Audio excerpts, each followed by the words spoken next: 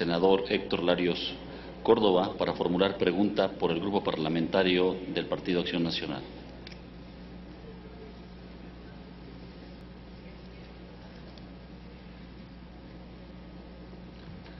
Por favor, senador. Con el permiso de la Presidencia, señor secretario, bienvenido. Desde que la iniciativa fue presentada en la Cámara de Diputados, ha habido un fuerte intercambio de ideas, de opiniones, tanto con los posibles afectados con los cambios como dentro de los senadores del PAN.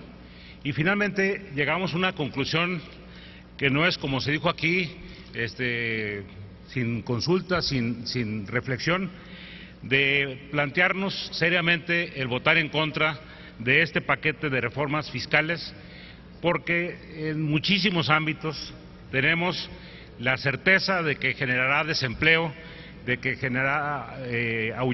ahuyentará la posible creación de fuentes de empleo por muchísimas medidas que se toman, que afecta a los ingresos de las personas de muchísimas maneras.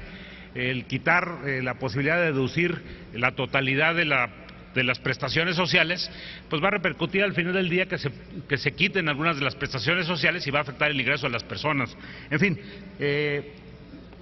yo quisiera hablar y plantear preguntas exclusivamente de dos o tres temas. El primero que nos preocupa de fondo es el incrementar de manera sustancial el déficit. Déficit no quiere decir otra cosa más que gastar más de lo que se recibe y en consecuencia ir a pedir prestado. ¿Cuánto se pide prestado? ¿Cuánto se plantea pedir prestado para el próximo año? Pues alrededor de 561,000 millones de pesos. Esos 561,000 millones de pesos, bueno, parte son lo que le llaman requerimientos financieros del sector público y parte son nuevo gasto. Nomás para que dimensionemos. Se nos plantea un conjunto de cambios fiscales que representan sacrificio de la sociedad para pagar 240,000 millones de pesos en impuestos nuevos. Y adicionalmente se plantea crecer el gasto en otros 240,000 millones. Es decir, habrá que tener una reforma fiscal en el futuro para pagar esos 240,000. El problema de los déficits es que luego, al igual que para las familias, son adictivos. ¿Por qué? ¿Cuántos intereses habrá que pagar el siguiente año, en el 2015? Pues cuando menos habrá que pagar 30,000 millones de pesos de intereses. Eso significará tener que bajarle al gasto corriente o pedir prestado adicional, suponiendo que no le vamos a abonar al capital. Porque el problema de las deudas no es pedirlas y gastarlas. El problema de las deudas es que hay que pagar intereses y luego hay que pagar la deuda. Y la deuda reduce el gasto en el futuro, de manera que no es tampoco la panacea para resolver nuestros problemas. Ese es un tema que nos preocupa y ya vivimos en el pasado esta situación, este círculo vicioso, que para poder salir del endeudamiento tenemos que pedir más endeudamiento, porque de otra manera tendríamos que recortar gastos que son esenciales por el monto de los intereses y abonos a capital que hay que hacer. Ese es un tema que nos preocupa mucho y yo en ese tema le preguntaría, señor secretario, ¿qué déficit proyectan ustedes para el ejercicio fiscal del 2015 y del 2016? Y eso nos puede decir mucho de cuál es la política que se quiere aplicar. El segundo tema sobre el que quisiera plantear una pregunta es en el tema de la vivienda. Se ha dicho aquí muchas cosas, algunas totalmente falsas y erróneas. Que hay 5 millones de viviendas abandonadas en este país. Miren, nomás para dimensionar, el Infonavit en toda su historia ha otorgado poco más de 6 millones de créditos, de los cuales 5 millones están abandonados. Me parece que se ha venido dejándose correr esta versión porque la industria de la vivienda, principalmente las 6 empresas más grandes, están literalmente quebradas. Y quebraron ciertamente porque tenían problemas, pero fundamentalmente por malas políticas públicas. En ningún país del mundo se le dice de repente a la vivienda, se acabaron los créditos horizontales y ahora solamente créditos verticales. ¿Qué pasó con los inventarios de terrenos, de casas en construcción? Perdieron su valor. Vean cuánto cotizan las acciones, que todas ya están fuera de cotización de estas empresas, perdieron el 85, el 90% de su valor. Recientemente en Culiacán me comentaban del fuerte desempleo que se ha ocasionado el solo cierre de una empresa que tenía ahí su sede corporativa. Tronó por malas decisiones de funcionarios públicos que, con tal de denostar el pasado, anunciaron una política pública que hizo literalmente quebrar a la industria de la vivienda. Y ahora, miren lo que se nos propone. Se nos propone un conjunto de medidas. La que más llama la atención es el IVA a las casas nuevas y a las usadas que no tienen valor agregado. Esto rompe con la definición del impuesto del valor agregado. Pero también se propone limitar la deducción que usan todas las familias. Cuando una familia empieza, tiene limitadas capacidades económicas y adquiere una casa pequeña conforme también a sus necesidades y sus capacidades. En la medida que crecen sus capacidades, puede vender esta casa y con ese dinero comprar una casa nueva con mayor capacidad. Bueno, ahora se limita la deducción a grado realmente grave y tendrá que pagar impuestos sobre la renta, sobre la plusvalía, el 30% o 32% seguramente de la plusvalía que tenga la casa, comparando el precio de adquisición y de venta a precios constantes. Entonces, el dinero que va a obtener se le va a reducir. Para comprar la nueva casa va a tener que pedir prestado, un crédito hipotecario. Bueno, pero ahí nada más le vamos a cobrar intereses, el IVA le vamos a cobrar nada más a los intereses. Bueno, pues quizás los primeros 3, 4 años, todo el abono son intereses. Cualquiera que haya tenido un crédito hipotecario sabe que los primeros abonos son exclusivamente intereses, no le abona capital hasta tiempo después. De manera que si paga una letra de 10,000 pesos, va a tener que pagar 1,600 pesos adicionales de impuestos al valor agregado. Si le sumamos la repercusión del IVA, que será aproximadamente un 10%, y el costo del interés del IVA sobre los intereses de la hipoteca, el precio de la casa sube 26%. Sumen el efecto. Yo vendí mi casa y tuve que reducir mis ingresos porque pagué impuestos. Para comprar la siguiente me sube 26% el valor. Y todavía encima de eso, al ahorro para la vivienda, el 60% se le quita para financiar ahora un seguro de desempleo. Es decir, el Infonavit recibirá 60% menos de recursos para poder financiarse. Yo quisiera preguntar al señor secretario, y con esto concluyo, en el tema de la vivienda, que es un sector que dinamiza la economía. Este año ha caído la construcción 7% presente por el tema de la vivienda. Si nos explicamos por qué cayó la economía, buena explicación está por este gazapo de la vivienda. ¿De qué manera cree que se puede reactivar la vivienda y el sector de la construcción con estas medidas que se están planteando?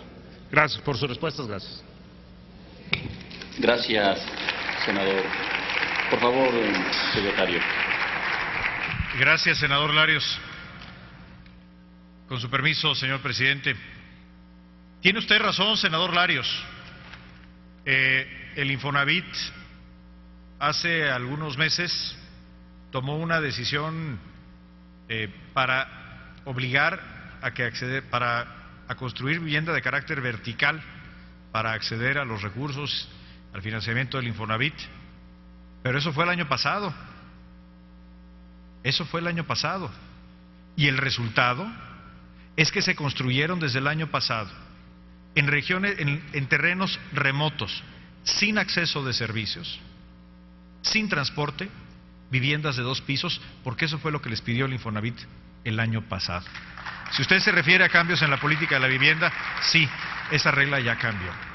La vivienda vertical debe de construirse donde el valor de la tierra hace sentido que se construya la vivienda vertical, que es en los centros de las ciudades. Si usted lo que está criticando es que la política de financiamiento a la vivienda oriente la construcción hacia los centros urbanos, donde esté cerca la vivienda de las fuentes de trabajo, donde haya servicios, donde haya agua, pues sí, esa sí es la política de vivienda de esta administración. Y con respecto a la discusión de los impuestos, pues creo que no estamos discutiendo nada, señor senador, porque, lo repito, no hay IVA a la vivienda de interés social, ni a la construcción, ni a la venta, porque así lo prohíben la ley del Infonavit, la ley del ISSSTE, que no se están modificando. Tenga usted entonces la tranquilidad de que la vivienda de interés social permanecerá sin impuestos. ¿Qué sí estamos haciendo? ¿Qué sí estamos haciendo? Tenemos una nueva política de vivienda que no es guiada por las decisiones de adquisición de tierra de los desarrolladores, con independencia de la tierra que hayan comprado, sin permisos, sin servicios, para especular. Y si hay empresas que hoy en día tienen una situación financiera compleja, porque en sus activos tomaron reservas territoriales, donde no debe de construirse vivienda, ese no es un problema del gobierno. La responsabilidad del gobierno es asegurar que los recursos públicos lleguen a donde debe estar la vivienda social. Y para eso se está incrementando en 50% los recursos de CONAVI, se están incrementando en 300% las líneas de la banca de desarrollo para fortalecer la vivienda de interés social, con una política que busca algo simple, pero que a veces se ha perdido en el camino, que es que la vivienda que se apoya con fondos públicos sea para los más pobres y esté donde debe de estar. En materia de déficit, la pregunta específica que usted hace es ¿cuál es la trayectoria esperada del déficit? Conforme a nuestro escenario base, se propone un déficit para 2014 del 1.5% del PIB, para 2015 del 1%, para 2016 del 0.5%, para regresar al cero déficit fiscal en el año 2017. Esta trayectoria implicaría un menor endeudamiento que el endeudamiento acumulado en la administración anterior. Le comparto algunas cifras. La deuda neta del gobierno federal en 2006 era de 22.2% del Producto Interno Bruto. Al cierre del año 2012, la deuda neta del gobierno federal alcanzó el 35% del Producto Interno Bruto. ¿Qué quiere decir esto? En la administración pasada se agregaron 12 puntos porcentuales de deuda al gobierno federal. La trayectoria que se está proponiendo para el déficit público en los siguientes años es una trayectoria que implicaría un endeudamiento considerablemente menor al de la administración pasada. Y mire, si tuviéramos un problema de sustentabilidad de las finanzas públicas, y en eso no puedo más que compartir su preocupación, que ese fuera el riesgo, creo que podemos estar tranquilos. En primer lugar, las calificadoras internacionales, que son las que evalúan el riesgo de la deuda pública del gobierno federal, han expresado ya opiniones positivas en torno a esta reforma. Y tal vez lo más importante es cómo reaccionan aquellos que invierten en deuda del gobierno federal. Apenas el lunes pasado, la administración llevó a cabo la operación de colocación de deuda más grande en dólares, 3.900 millones de dólares, con la participación de 280 inversionistas de todo el mundo, a la tasa de interés del 4%, la segunda tasa más baja en la historia de las colocaciones de deuda pública mexicana. Si estuviéramos poniendo en riesgo la viabilidad de las finanzas del gobierno federal, créame, estas condiciones nunca se hubieran alcanzado. Gracias, senador. Gracias, secretario. Para hacer comentario, tiene el uso de la palabra el senador Martín Orozco Sandoval.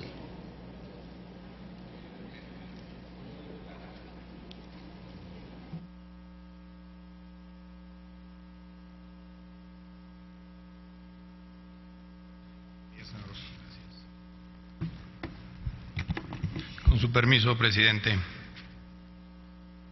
Bienvenido, secretario. Me niego a creer que esta reforma sea suya. Esperábamos o teníamos una expectativa diferente a la reforma. Oía comentarios de una gran reforma de gran calado. Alguien decía que la madre de todas las reformas, y la verdad que veo un parche fiscal. Como que tomó la ley de ISR en cada capítulo del título y vamos, a qué le quitamos, qué le ponemos o qué le disminuimos. Yo también me llevo una frase de usted, pero para recordarla en un año o aceptarla. Dice, es un proyecto que piensa en la gente. Me la voy a llevar, voy a guardar el papelito. Digo, si piensa en la gente, en los trabajadores, empezamos con un punto, el seguro de desempleo universal, que no es universal. Simplemente es de una aportación que los trabajadores ya tienen para vivienda y que ahora le reducen el 3%. No hay ningún beneficio para el trabajador porque puede estar en un problema de desempleo y un problema de adquirir una vivienda y ya se ve disminuida su posibilidad. El segundo punto es en el tema de previsión social, secretario. O sea, un empresario solo puede deducir apoyos de previsión social, gratificaciones a sus trabajadores en el 41%. ¿Qué empresario, y sobre todo si nos vamos a medianas y pequeñas empresas, que es quien tiene el 80% de los trabajadores, va a continuar dando previsión social si solamente puede deducir el 41%? ¿Quién se va a ver afectado? El trabajador. Y al rato también que venga la ley del Seguro Social con el artículo 27, donde se le quiere cotizar algunos otros rubros de previsión social. Al final el trabajador se va a ver afectado porque la empresa, estos empresarios, no tienen un estímulo para invertir. Y va con lo mismo, importaciones temporales, secretario, les va a pegar al flujo. O sea, sencillamente, ¿cuánto tiempo para acreditar, compensar los IVAs? Le van a pegar al flujo a una empresa. Es más, a una empresa grande, una empresa automotriz, Aguascalientes, Nissan, Guanajuato, Puebla, que no dejan de ser una maquiladora grandota. De los componentes de un coche, el 60% es importación temporal aproximadamente, en donde tendrán un problema de flujo al tener que pagar la importación temporal, o deducir o acreditarla, pero igual en flujo le van a pegar.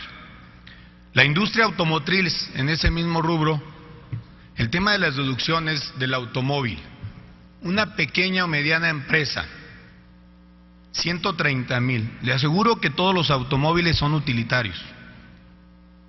O sea, no tener un automóvil de utilitario de 130,000, 200,000, eran 170 desde el 2006, no se actualizan, al contrario, a la baja a 130,000, que también es un desánimo para la inversión. Contribuyentes superiores a 1,000,000 de pesos al régimen general, la burocracia, lo complicado de las declaraciones, los gastos administrativos para un contribuyente que pueda vender 1,000,000 de pesos al año. Podrían caer algunos en la informalidad. Su régimen de incorporación, que no le va a dar ni un peso, ya lo comentó, durante 6, 7 años, 6 años o 7, no recuerdo. No hay un estímulo para incorporarse a la formalidad. Una de las culturas es no dar información a Hacienda. Y este régimen te dice, solamente dame tu información y vas a estar pagando en el 6º año. Pues eso es lo que menos quieren dar. Tendríamos que buscar otro estímulo o cerrar la pinza en las deducciones totales de todos los conceptos, para que entonces todos pidamos comprobante y entonces todo se registre. Pero así no le va a dar ingresar a la formalidad de muchos repecos. Imposible que recaude los 240,000 millones de pesos. Es una cantidad que en un año la vamos a recordar. Pero también le tengo una propuesta. Confíe en los municipios, secretario. Hay 100 municipios que tienen fácilmente el 60% de los changarros, que tienen la capacidad, la voluntad de recaudar los repecos, sí, condicionados a las participaciones federales. Es cuanto, muchas gracias.